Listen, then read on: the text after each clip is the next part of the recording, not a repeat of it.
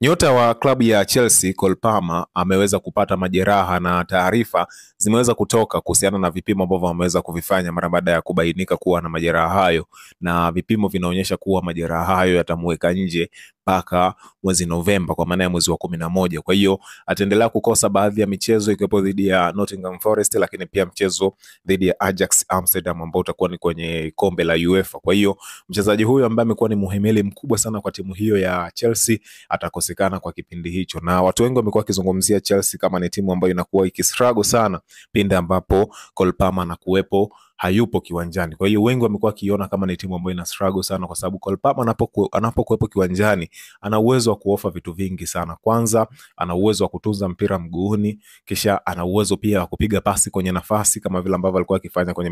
michezo dhidi ya PSG wa finali ya klabu bingwa dunia, lakini pia ana uwezo mkubwa sana wa kukokota mpira kwa umbali mrefu, lakini pia ana uwezo wa kushoot na kuweza pia hata kuwafanya wenzie pia waweze kucheza kiwanjani. Kwa hiyo kuumia kwake kwa hizi wiki inakuwa na impact ya moja kwa moja kwenye timu, na wacha tuone kocha Enzo Maresca atafanya kitu gani, lakini mpaka sasa hivi ni kama vile taratibu anatafuta solution ya kuweza kutibu eneo hilo, kwa sababu tunaona bwana mdogo Tariq George anapewa nafasi kwenye eneo hilo, kina Stevao, kina Gittens pia wanapewa eneo hilo na wanacheza vizuri, lakini pia Garnacho ambaye ametoka Manchester United kwa kipindi ambacho sio kirefu sana, na amekuwa ni mchezaji ambaye akiaminiwa sana na amekuwa na mchango mkubwa sana kiwanjani. Kwa hiyo huenda Enzo Maresca kila siku anakuwa busy kuumiza kichwa ni kuona kwamba namna gani ambavyo anaweza kaexist kwenye wakati ambapo mchezaji wake tegemezi Cole Palmer anakuwa hayupo. Kwa hiyo hilo ni pigo kubwa sana kwa klabu ya Chelsea, lakini kitu kizuri tu ni kwamba bado wanaendelea kupata matokeo licha ya kuwa na suasua, lakini licha ya kuwa Cole Palmer hayupo